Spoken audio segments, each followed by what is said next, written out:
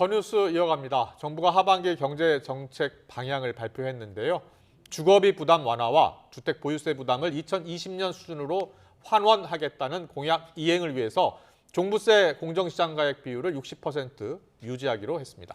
역전세난 해소를 위해서 전세금 반환 목적일 때 대출 한도를 늘려주고 또 결혼할 때 증여세 공제 한도를 확대하는 방안을 추진합니다. 먼저 이승은 기자의 보도 보고 오겠습니다.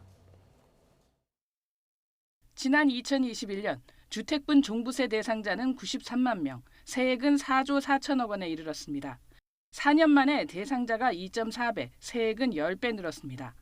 집값이 치솟은 데다 종부세율을 올렸고 공시가격 대비율인 공정시장 가액 비율도 95%까지 올렸기 때문입니다.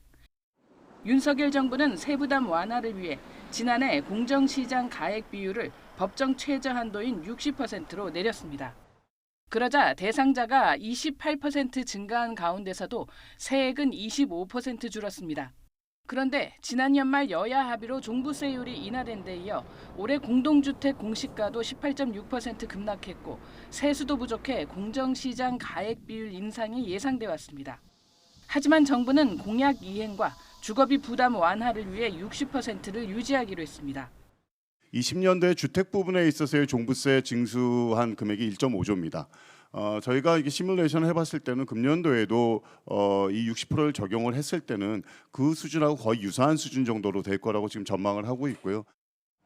세입자 보호를 위해 이번 달 말부터 1년간 역전세난을 겪는 집주인에 대한 대출 규제가 완화됩니다. 전세금 반환 목적에 한해 DSR 40% 대신 DTI 60%를 적용합니다. 이렇게 되면 금리 4%의 만기 30년, 연소득 5천만 원의 타대출이 없는 경우 1억 7천만 원 정도 대출 한도가 늘어납니다.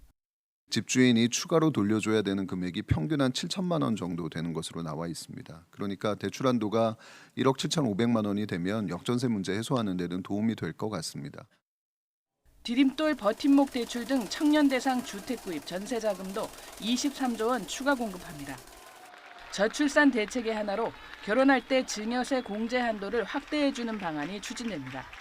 양가에서 각각 5천만 원, 모두 1억 원을 증여세 없이 물려받을 수 있는데 결혼 자금에 한해 한도를 늘려줄 계획입니다. 사적연금 가입을 장려하기 위해 현재 1,200만 원인 분리과세 기준을 상향하는 방안도 추진됩니다. 펫산업 성장을 위해 반려동물이 많이 걸리는 100여 개 질병에 대한 치료비는 부가세를 면제해주는 방안도 추진됩니다. YTN 이승은입니다.